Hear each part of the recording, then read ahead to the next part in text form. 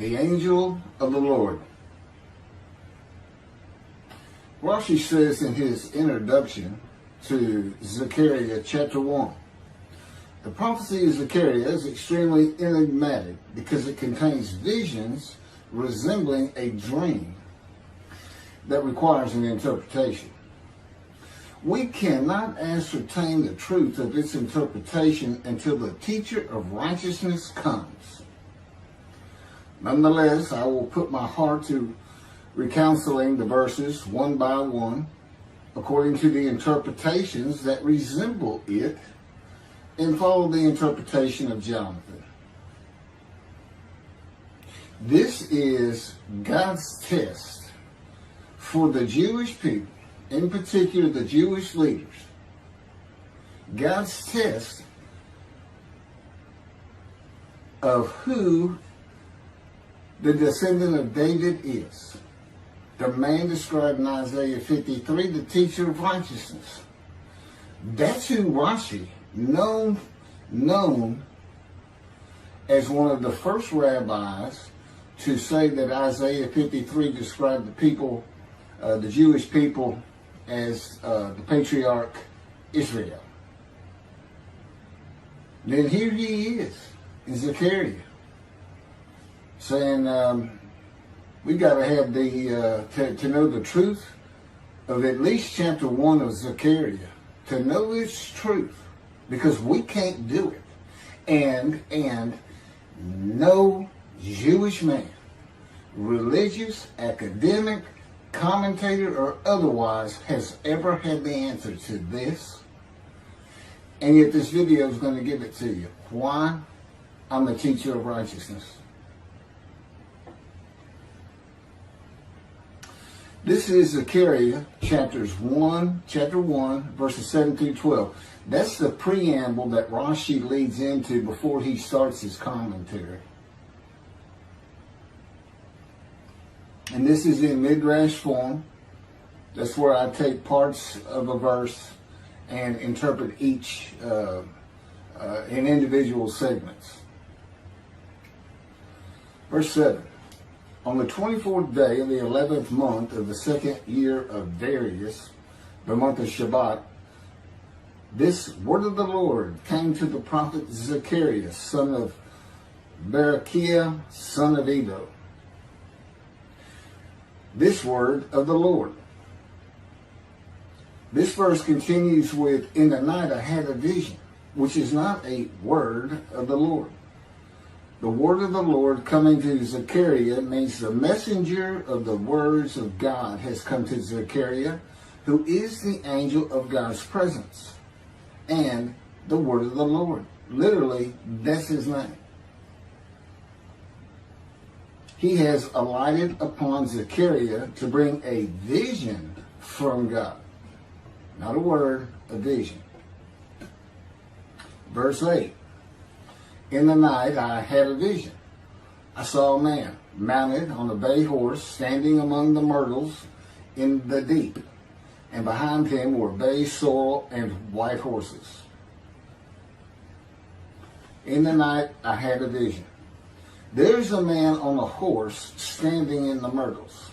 He is later referred to as the angel of the Lord, standing in the myrtles.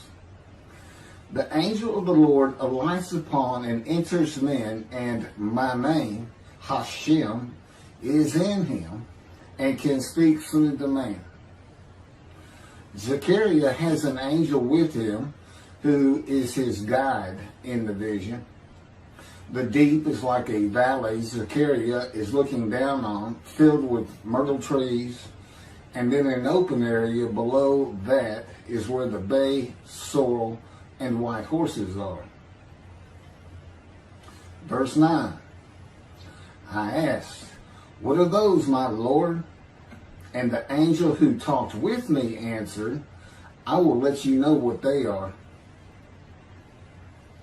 What are those, my Lord? Zechariah is not talking to the angel. That's an angel. It's not my Lord. Who answered, but who never lets him know what they are. he is asking the man standing among the myrtles on a bay horse about the horses in the open area and calls him my Lord.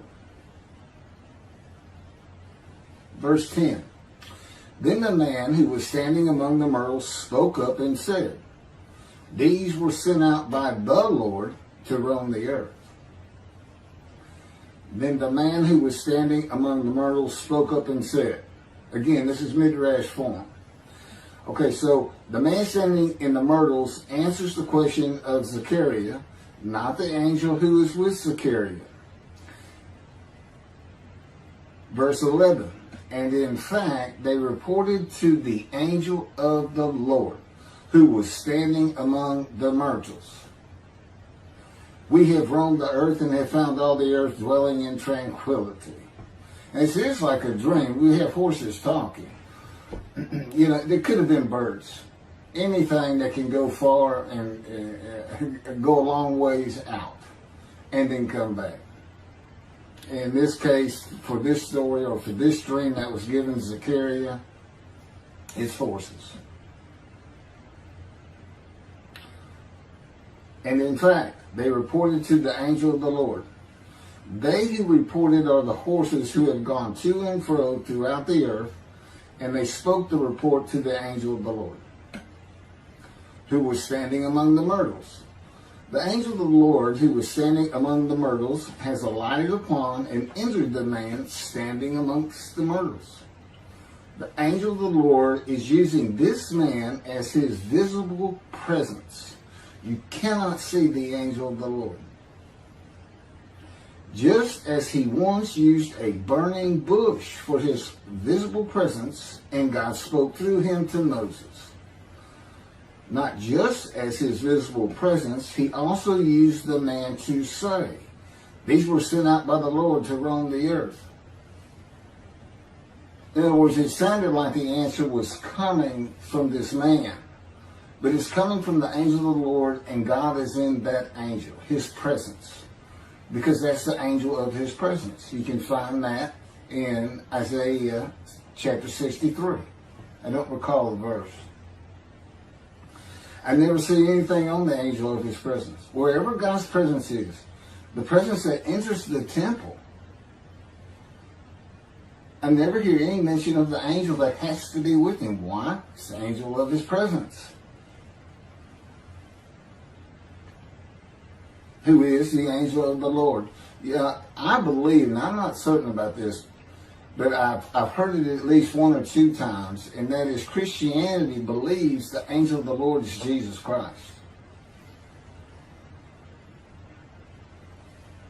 Thereupon the angel of the Lord exclaimed, O Lord of hosts, how long will you withhold pardon from Jerusalem and the towns of Judah, which you placed under a curse 70 years ago?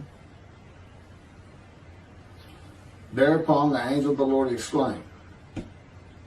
Okay, so the angel of the Lord exclaimed through the man. Zechariah heard the words come from the man standing in the myrtles. It is the only way Zechariah could have heard the words. The angel of the Lord can only speak to the man he has alighted upon. Ezekiel describes this as, a spirit entered into me and set me upon my feet, and I heard what was being spoken to me. O Lord of hosts, how long will you withhold pardon from Jerusalem and the towns of Judah, which you placed under a curse 70 years ago? The following verses are from the book of Isaiah regarding this curse. Isaiah chapter 43, verse 2. So I profaned the holy princes. I abandoned Jacob to proscription and Israel to mockery. That, of course, is God speaking. The profaning of the holy princesses is God's prophecy of the banishment of King Jeconiah and all his offspring from ever ruling over Judah and Jerusalem again. The line of the kings of Judah ended. The line described king by king in the first book of the New Testament of Christianity. the line of Jesus. The abandonment and mockery are God's prophecy that the northern kingdom and the southern kingdom of the Israelites would be defeated and deported from the promised land. Isaiah witnessed the deportation of the northern kingdom, but the deportations of the southern kingdom were many years after his death. This is chapter 43, verses 5 through 7. Fear not, for I am with you. I will bring your folk from the east, will gather you out of the west. I will say to the north, give back, and to the south, do not withhold. Bring my sons from afar, and my daughters from the end of the earth, all who are linked to my name, who I have created, formed, and made for my glory. Okay, this is God's prophecy that all the tribes of Israel would return from the Assyrian deportations of the tribes east of the river Jordan that were Reuben, Gad, and the half tribe of Manasseh, and all the tribes of the northern kingdom deported by Assyria, defeated and deported, and the Babylonian deportations of the southern kingdom. It is a prophecy that is specific to the Assyrian Babylonian exiles. This prophecy was fulfilled according to the books of Ezra and Nehemiah and their account of all 13 tribes returning to the southern kingdom of the lands of Benjamin and Judah. Jerusalem is within the lands of Benjamin, and his lands are considered part of the kingdom of Judah, since that is where the kings of Judah rule from. 10 tribes being lost and not returning is a myth. When the 7th month arrived, the Israelites being settled in their towns, the entire people assembled as one man in Jerusalem, as the man Israel, all of them. When the people Israel gather as one man, it is all 12 tribes who were allotted lots of the promised land, and the Levites, they did not receive a portion. They were allowed to go from lot to lot, tribe to tribe, and everybody was supposed to take care of them. The Levites, that would be Levi, the son Levi, the priestly tribe without an allotment of the promised lands. Judahites and Benjaminites alone are not Israel, though all references to Israelites would include them. All of Israel had returned together to Jerusalem and Judah, mindful of the imported Gentiles in the northern kingdom, imported by the Assyrians, many of whom tried to stop the building of the second temple. This is why everybody returning, all 13 tribes, all went to Judah. The northern kingdom was occupied by Gentiles, I would assume Assyrians and Arabs.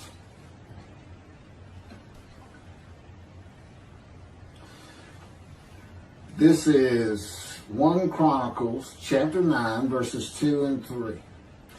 The first to settle in their towns on their property were Israelites, priests, Levites, and temple servants, while some of the Judahites and some of the Benjamites and some of the Ephraimites and Manassesites settled in Jerusalem. That would be Ephraim and Manasseh. Manasseh was such a large tribe, it had to be broken in. It was broken in two. Half of it set up, their allotment was east of the river Jordan by about where Iddo would be. And well, that was the tribe of Gad. Not Iddo, Gilead, where the Tishbite, Elijah, the Gentile, was an inhabitant. Ramoth Gilead. Manassites, Ephraimites, and Judahites were the tribes with the largest allotment of the lands of Abraham, and Jerusalem is in the lands of the Benjamites. Those are who just got mentioned. The three largest lot owners, okay, Benjamin, that's where Jerusalem is, he's important, and of course the priests, the Levites. So Ephraim and Manasseh were not lost tribes, as many believe from writings outside of the Bible. There never were lost tribes according to the Bible. Okay, so all 13 tribes returned and settled in new towns. The accounts of the deportations indicate there was not much left of the old towns. There is no account of how the new towns were settled, though it is unlikely it was based on prior ownership. The exile lasted too long for the deported owners to still be alive, and the tribes of the northern kingdom had to build new towns to live in. It also says the Levites settled in on their lands. So everybody had to pick and choose, and I'm sure the the strong and wealthy got the best places, and again, many just settled in Jerusalem. Okay, this is Isaiah chapter 43, verse 14. Thus said the Lord, your Redeemer, the Holy One of Israel, for your sake I send to Babylon. I will bring down all her bars, and the Chaldeans shall raise their voice in lamentation. This is God's prophecy that Assyria would be conquered by the Babylonians, who were defeated by the Chaldeans. But they actually go back and forth and actually became somewhat intermingled, Chaldeans and Babylonians. And that he would raise up the Gentile anointed king Cyrus of Persia to conquer them, to clear the way for all the tribes to return. That's how he cleared the way to the desert, or made rivers for them. Basically, he got Cyrus to release them. Chapter 43, verse 25. And I never hear anything about this. It is I who, for my own sake, wipe your transgressions away and remember your sins no more. Okay, this is God doing, and he says it's something new. I'm going to do something new for the Israelites. This story repeats with the new covenant that includes sin forgiveness of the Jewish people that arise with Elijah and the angel of the covenant after the exiles of the Roman dispersal return to the land of Israel in a time to come. That's from Jeremiah chapter 31. The Jewish people have returned from the Roman dispersal of them throughout the world, the diaspora, which means outside of the promised land, outside of Israel, to a land that lay desolate for more than 2,000 years until after the Holocaust, and they created the state of Israel in 1948. 70 years later, and that's funny too, because they talk about a curse of 70 years. That 70 years, I believe, just applies to the last of 3 deportations of Judah and the defeat by the Babylonians, because the northern kingdom had been defeated and deported long before that, and the first to be defeated and taken to the lands of Assyria was Gad, the half tribe of Manasseh, the lands east of the river Jordan. 70 years later, the land blooms again. Jerusalem has been rebuilt as a great city, larger than it was in ancient times, according to God's words in Jeremiah 31. The time to come to deliver the new covenant with sin forgiveness is here. That's very important for the interpretation of at least chapter 1 of Zechariah. That means the angel of the covenant that you desire of Malachi 3 is on his way, followed by God and the messenger Elijah. And when God's third temple is built, he will return to it suddenly. This is the day of the Lord. That's Malachi chapter 3. Now, Zechariah is in Jerusalem, and the construction on the second temple is about to begin. Isaiah has written God's words of sin forgiveness, which would have removed the curse long before this, when they were returning, when the remnant of the 13 tribes was returning. And the angel of the Lord proclaims, O Lord of hosts, how long will you withhold pardon from Jerusalem and the towns of Judah, which you placed under a curse 70 years ago? Okay, this vision of Zechariah and the words of the angel of the Lord through the man standing in the myrtles regarding the curse 70 years ago is to make Zechariah think and try to understand why the angel of the Lord would say this. From his perspective, the curse was lifted. He was back in Jerusalem with all the tribes preparing to build the second temple. The vision is for Zechariah to find out how and when the curse was lifted. And that's important today, because this is the day of the Lord. The new covenant is here. And this, every single Jew throughout the world is forgiven of their sins right now. And that message has been given to me to be delivered. And it's not getting out there. It's just not getting out there. And that's what happened here. Because if you read Ezra and Nehemiah, it's clear they had no idea that their slates had been claimed. And sin and continue. You know, once you know that God has just said, okay, I'm not going to remember any of that. Let's all start fresh. I'm here with the covenant of friendship. Let's everybody start being observant Jews. Okay? Which would include going to Yom Kippur. Having a slate clean does not mean you have a lifetime now of sin forgiveness.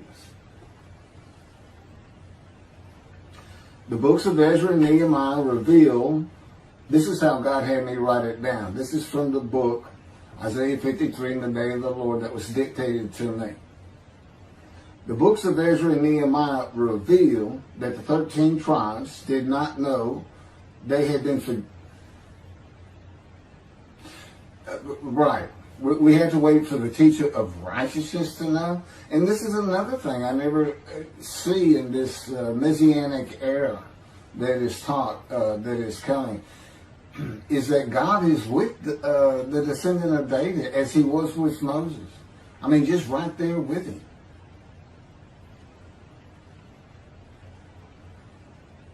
The books of Ezra and Nehemiah reveal that the 13 tribes did not know they had been forgiven of their sins to be a holy seed in the building of the second temple.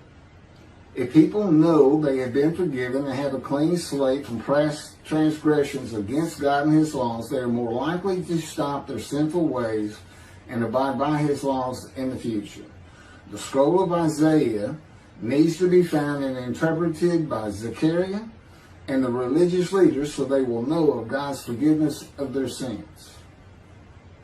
God will be returning before the temple is built. That would be the third temple, to test the devotion of his righteous servant and make him suitable for his purpose, which might prosper. That includes the building of the third temple. This would begin when his spirit alights upon the anointed one, Moshiach. His presence with his righteous servant will be necessary for the temple to be rebuilt. Islam will not freely hand over their third most holy site to Israel and abandon the Dome of the Rock Mosque, a mosque that sits on the Temple Mount purchased by King David for God, the most holy site of the Jewish people. With God is the angel of his presence who is already on the way. You want me to skip that? Okay, this has been covered in other videos more than once.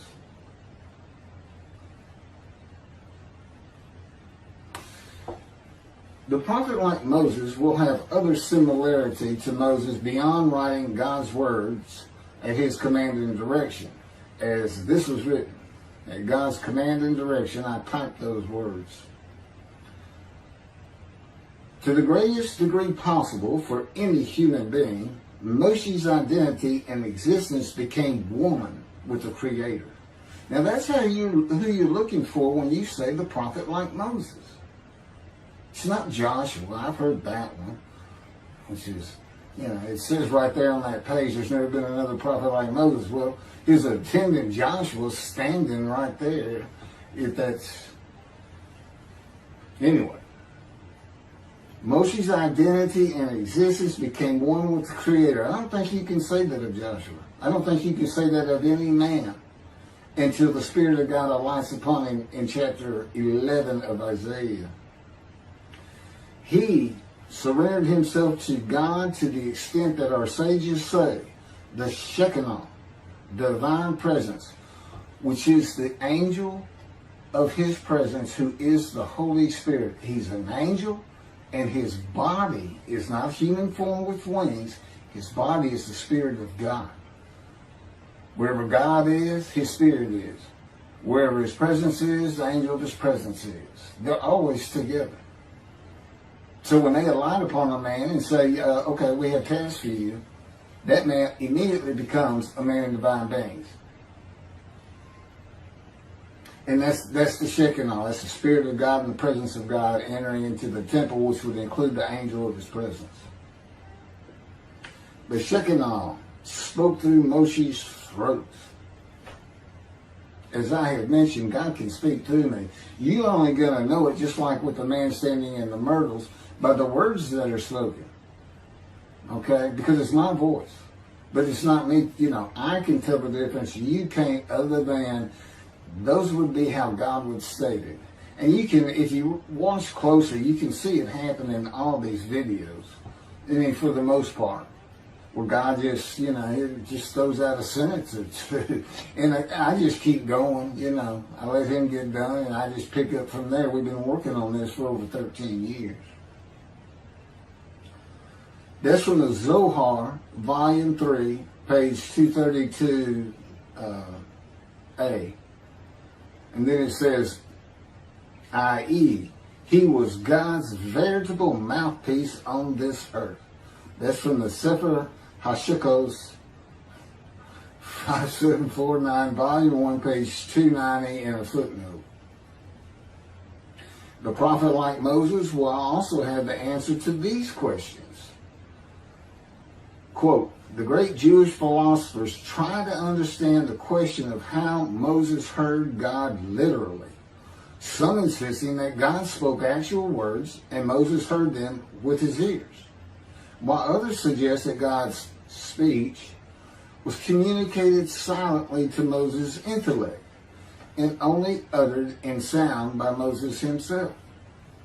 Maimonides, Rambam, even as he affirmed the communication between God and Moses as a fundamental Jewish belief, ultimately conceded the mysteriousness of that process. The entire Torah reached Moses from God in a manner which is figuratively described as speech, but no one has ever known how that took place except Moses himself, whom that speech reached.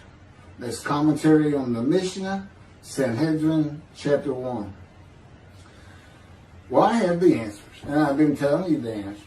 God is in his Spirit. Spirit enters into you, because we find it in Ezekiel. There's where God tells you. God was telling Ezekiel, Ezekiel, get up on your feet. Ezekiel says, at that very moment, a spirit entered into me, and I could hear the words of God. There it is. When he enters him. Now, he's not hearing that through his ears. There's the first question answered. It's not to your ears. And there is a silent knowing. That's what we call it, what God has taught me. Now, generally, I just hear words as though they came in through my ears and they're in my mind, as though my eyes and my ears had perceived. But he can put just knowledge into my mind without uttering a word. And it's kind of can be pointed out easiest with when he comes to a man, and like he came to Samuel, and Samuel just says, here I am. It's as though before he speaks to you, and this is what happened with me, he put in a knowledge in my mind that the God of creation was about to speak to me. And so when he did speak, it was as though he had always been there speaking to me. Not unlike how Adam would have felt.